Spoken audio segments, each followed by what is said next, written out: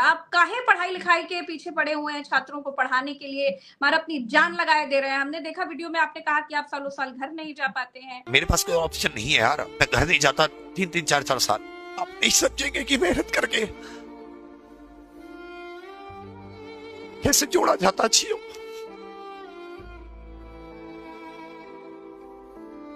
तो पीडीए ने कहा कि आपकी जो कोचिंग है वो नियमों के विरुद्ध बनी हुई है। नक्शा पास भी है, उसका टैक्स भी जाता है, वो कोई ऐसी जगह नहीं है कि अवैध हो। अच्छा, उत्तर प्रदेश के पूर्व मुख्यमंत्री अखिलेश यादव ने आपके लिए ट्वीट किया, आपने देखा वो ट्वीट? हाँ जी, मैंने अभी थोड़ी देर पहले देखा जस्ट। तो अब आप क्या करेंगे विवेक सर? मैम अब देखिए, अब मेरे पास तो भी कोई ऑप्शन नहीं, क्योंकि मेरा तो सारा सामान, मैंने तो ये वस्त्र ही पहन रखे थे 1-2 जोड़ी, यही मैं निकाल पाया, और को तो मैं कुछ अपनी चीजें भी नहीं निकाल पाया। अच्छा विवेक सर, आपका पूरा नाम क्या है? मैम मेरा नाम विवेक कुमार है।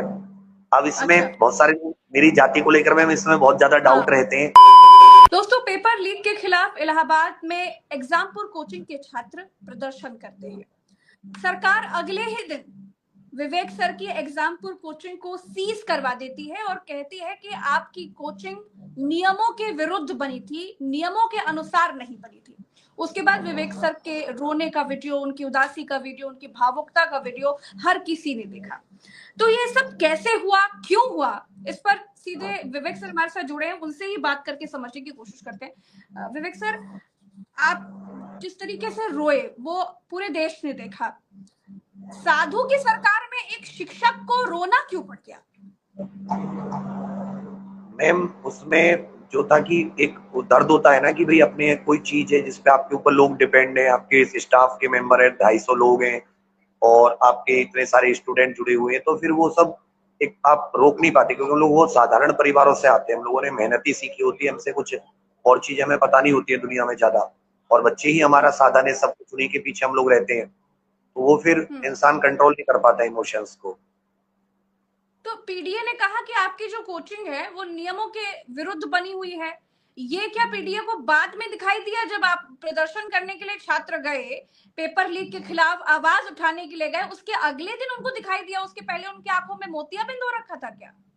नहीं मैम, पहले ऐसा कोई नोटिस नहीं था कि जिससे कि हमें कोई कुछ पता चल पाए, तो हम वैसे वो अप्रूव्ड जगह है, वो कमर्शियल जगह है, वैसे उसमें कोई ऐसा नक्शा पास भी है, उसका टैक्स भी जाता है, वो कोई ऐसी जगह नहीं है कि अवैध हो। बट अब वो क्या है कि प्रशासन है, तो वो तो जो बोलेगा उसकी बात ही, उसकी कलम जो लिख देगी वही सब कुछ माना जाता है। तो नहीं, वो वैसी कह सी रहे हैं कि सिचुएशन। आपकी बिल्डिंग जो है वो नियमों के खिलाफ थी। आपको क्या लग रहा है कि ये जो कार्रवाई हुई, क्योंकि देश को सब कुछ दिख रहा है, हर कोई समझ रहा है कि क्या हुआ है, आपको क्या लगता है कि ये जो कार्रवाई की गई है, सीज करवाया गया आपका कोचिंग, क्यों करा गया? मैम इसमें तो सीधा सीधा है कि हम लोग 29 तारीख को अगर शामिल नहीं होते, और उसमें हमारी कॉल नहीं थी कि हमने वो धरना प्रदर्शन आयोजित किया था, मैंने बुलाए थे, मैं तो भाई बच्चे की टीचर के तौर पर नैतिक सपोर्ट देने गया था। और दूसरा कि कोई उद्दंडता ना हो, कोई सीनियर टीचर होता है तो उसे देख के बच्चे उद्दंडता नहीं करते, क्योंकि ऐसा हम भी जानते हैं कि प्रशासन कार्रवाई करेगा, बच्चों के ऊपर एफआईआर होगी, तो हम चाहते हैं अगर बच्चों ने कुछ ऐसा आयोजन किया है तो बहुत शांतिपूर्ण हो जाए, तो हम तो केवल उसके एक तरीके से देखरेख मांग सकते हैं। और फिर वो अगले दिन की कार्रवाई तो स्पष्ट है कि जानबूझ के की गई है सब कुछ। ये जब हुआ तो आपको कोई नोटिस आया था? क्योंकि बिना नोटिस के तो इस तरीके से सीज नहीं करवाया जा सकता। एक नहीं नोटिस, मैम, दूसरी नोटिस अभी या ये लोग कोई जानकारी? बैक नोट उसमें नोटिस में लिखा है कि हमने इतने तारीख को भेजा, ऐसा कुछ नोटिस नहीं, क्योंकि मेरे पास तो कैमरे लगे हैं, अंदर घुसने अच्छा। से लेकर अंदर तक हर जगह कैमरे, तो कोई अधिकारी आता, कोई स्पीड पोस्ट आती, कुछ तो मिलता, ऐसा कुछ नहीं है। वो तो खैर उनका प्रशासनिक शब्दावली है, बट उन्होंने कोई ऐसा नोटिस नहीं दिया था। आपने किसी से बात करने की कोशिश करी है क्या विवेक सर? मैंने अधिकारियों से बात की, जो पीडीए के उपाध्यक्ष साहब है उनसे भी बात की, तो उनका वही कहना था। मैंने तो ये भी कहा कि भाई मेरा सामान सारा कुछ वहीं पे है, क्योंकि मेरा, अगर मैं चलो ऑफलाइन नहीं कर पा रहा तो मैं ऑनलाइन करके अपनी रोजी रोटी कर सकता हूँ।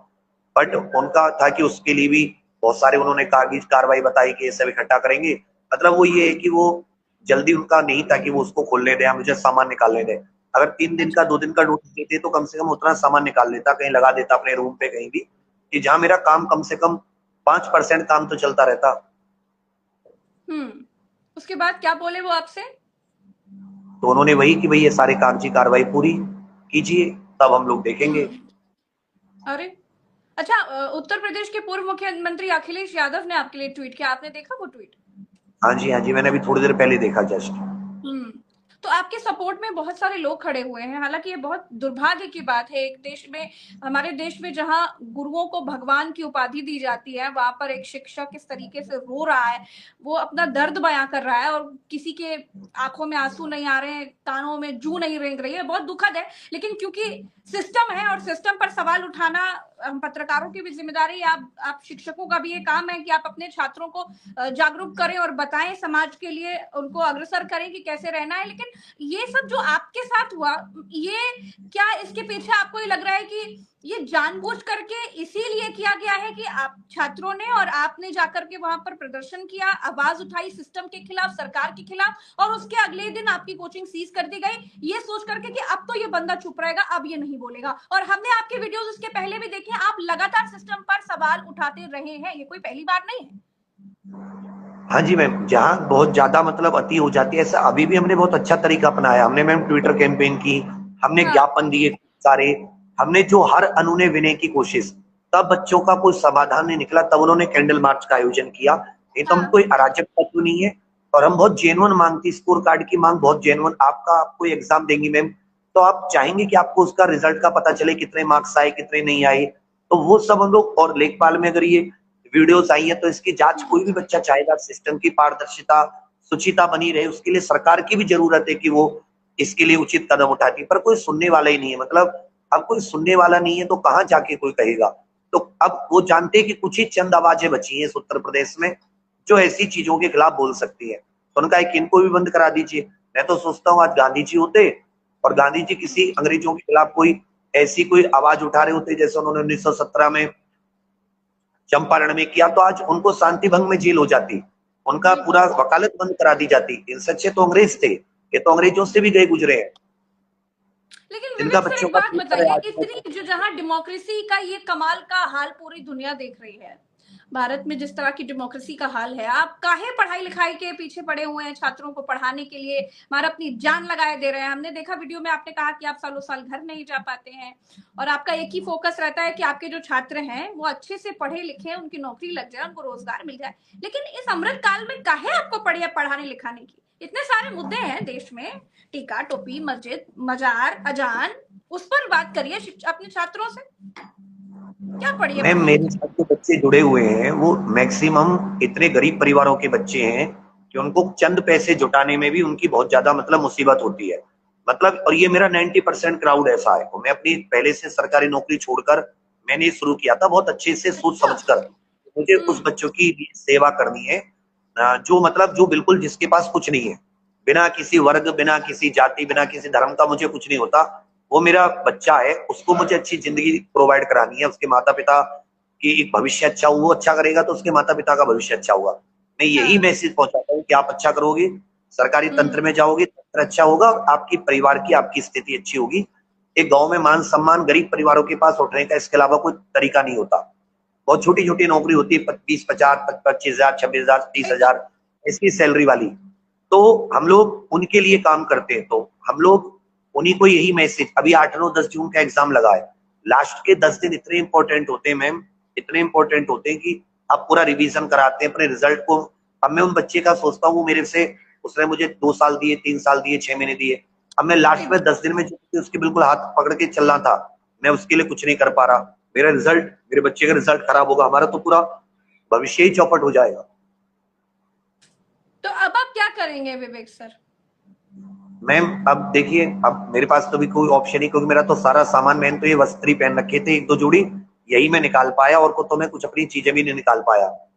तो अब तो मेरे पास ये है कि 8 और 10 जून का बच्चों का एग्जाम है, उसके बाद में हमने 12 जून को मैम लखनऊ इको गार्डन में बड़े इन्हीं मांगों को लेकर, मेरे लिए नहीं कि मेरी कोचिंग बंद हो ना हो, वो कुछ हो जाए मेरे हाँ। साथ, मुझे अपना कोई पर्सनल अब लोभ लालच नहीं है। मैं तो मतलब अब अपनी अपनी तो अपनी अपनी जो पर्सनल है उसको तो हटा ही देते हैं मैम। अब तो ये कि जो ये मांगे हमने रखी है, इसका अंतिम चरण है कि हम मुख्यमंत्री जी से हम लोग लखनऊ जाकर ही चीजों की मांग करेंगे 12 जून को इको गार्डन। जब ये लोग बंद कमरे में एक सांसद को परीक्षा पर चर्चा नहीं करने दे रहे हैं, पेपर लीक पर बात नहीं करने दे रहे हैं, कह रहे हैं तो गैर कानूनी है, तो आपको लगता है, आप पर तो पहले ही गाज गिरा चुके हैं, आपको लगता है कि आप लोग इको गार्डन आकर के अपनी मांगे रखेंगे और अमृतकाल की सरकारें जो हैं वो आपकी मांगों को सुनेंगी, आपको बोलने की देंगी? क्या बोली मैं है? तो सरकार को आपके चैनल के द्वारा ये बताना चाहूंगा कि देखिए, जो ये बच्चे की जो जो बच्चा ये मांग कर रहा है, वो बच्चा है हाँ, जिसने आपको भरपूर वोट दी थी, भर भर के वोट दी थी। आपकी 100 गलतियों को देखते हुए उसने फिर भी आपको वोट दी, मतलब वो आपका सपोर्टर बच्चा है। आप उसको अपनी बात भी नहीं कहने देंगे, ना उसको अपनी बात रखने देंगे, आप उसकी बात सुनेंगे नहीं, तो इसका खामियाजा बहुत बुरा भुगतेंगे। ये मतलब इस बात को कहीं भी दुनिया में कोई भी आप किसी भी स्वतंत्र व्यक्ति से पूछ लेंगे, तो वो यही कहेगा कि ये कोई बच्चा कोई मोटिवेटेड राजनीतिक पॉलिटिकल बच्चा नहीं है। ये गांव देहात का ऐसे गरीब माँ बाप का बच्चा है, जिसमें किसान 90% किसान परिवारों के बच्चे, जब फसल बिकती है तब जाके इनको कुछ पैसे मिलते हैं, तो इनका खर्चा चलता है। आप इन पे अत्याचार करेंगे, आप उसका भुगतान करेंगे। हमें क्या, हमें आप दबा सकते हैं, हमें क्या है, इंसान को एक दिन मरना ही है, जाना ही है दुनिया में। तो वो हम तो अपना जीवन जो हमने करना था 30-32 साल की एज में हमने कर लिया, जितना हमें समाज करना था।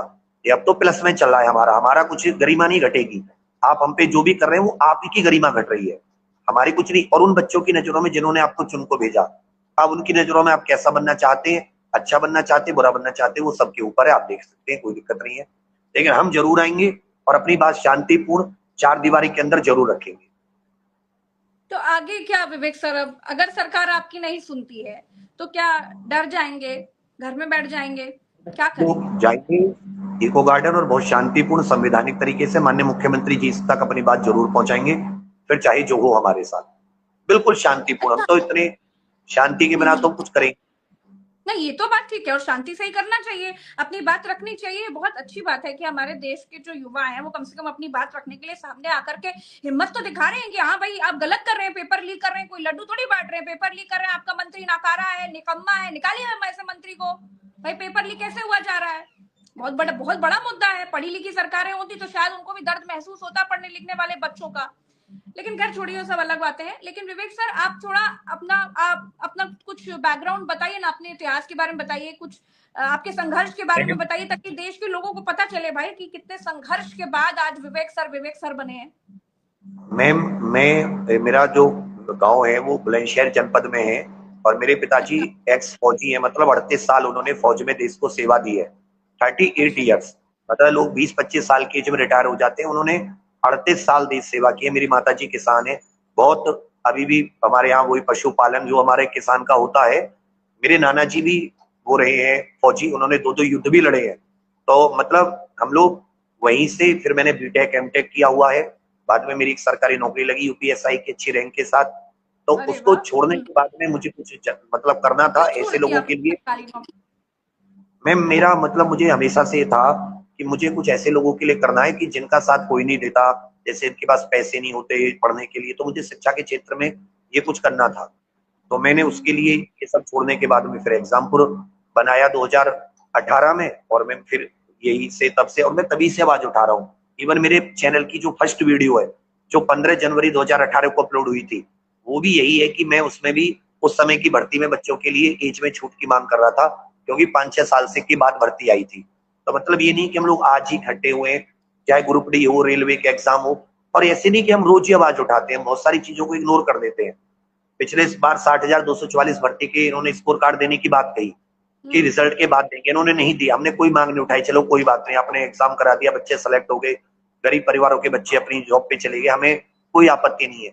पर अब जब बहुत ज्यादा ये अति हो रही है, तब हम लोग इसको बात को उठाते हैं, और वो भी हम लोग बहुत चरण का पालन करते हैं। हम लोग, हमने कम से कम 5,000 तो स्पीड पोस्ट भेजी होंगी, कम से कम हमने 100 ट्विटर कैंपेन करी है, और मैम कम से कम 200 एमपी एमएलए को ज्ञापन दिए हैं। सरकारी एमपी एमएलए, मतलब ऐसा कोई उत्तर प्रदेश का एमपी एमएलए नहीं है जो ये कह दे हमें ज्ञापन नहीं मिला। उसकी इतनी हिम्मत नहीं है, इतना उसमें अधिकार नहीं है उसका कि वो एक स्कोर कार्ड जैसी तुच्छ चीज दिला सके बच्चों को। किस बात के एमपी एमएलए, वो किस बात के लिए उनको चुनकर भेजा है। अच्छा विवेक सर, आपका पूरा नाम क्या है? मैम, मेरा नाम विवेक कुमार है। अब इसमें अच्छा। बहुत सारे लोग मेरी जाति को लेकर मैम इसमें बहुत ज्यादा हाँ। डाउट रहते हैं, तो क्योंकि मेरे तो हर बच्चा ही मुझसे जुड़ा हुआ है, तो मैं इस पे कभी उस तरह की करता नहीं हूँ, मैं माफी चाहूंगा। पर मेरा जो सरनेम है आपका, कागजों आप पर अगर हरकत है वो शिक्षक भी ना पता होते है। तो क्या होते बताइए? मैं शिक्षक नहीं होता तो मैं फौजी होता। फौजी होते? तो आप तो सच्चे देशभक्त हो। फिर आपके साथ ही क्यों कर रहे हैं? क्या आप में ऐसा क्या देख लिया जो विवेक सर की आवाज दबानी है, बहुत बोल रहे हैं और उनको बोलने नहीं देना है। क्या अलग है आप में भाई, आपके पीछे इतना क्यों पड़े हुए हैं? और आज से नहीं पड़े हैं, बहुत पहले से पड़े हुए हैं। मैम ये तो सरकारी जाने, पर मेरा तो यही है कि मैं तो बहुत जेन्युइनली तरीके से बात रखता हूँ। मैं कभी भी मतलब उसमें बात नहीं रखता कि मैं किसी को नुकसान पहुंचाने से रिलेटेड या किसी तरीके की कोई बात। बस अब पता नहीं सरकार को तो कौन जितने ऐसी लोग सभा आपके देता साथ है। खड़े हो रहे हैं, जैसे हम आपके साथ खड़े हैं, उत्तर प्रदेश के पूर्व मुख्यमंत्री अखिलेश यादव आपके लिए ट्वीट कर रहे हैं आपके सपोर्ट में। हमने देखा कि कई सारे छात्रों ने सड़क पर निकल के आपके लिए आवाज उठाई। आज पूरा मीडिया, स्वतंत्र मीडिया जो है, निष्पक्ष मीडिया जो है, वो आपके साथ खड़ा हुआ है। बाकी तो छोड़ दीजिए, गोदी मीडिया को दो कौड़ी के टीचर्स कहते हैं। तो आपको कैसा महसूस हो रहा है?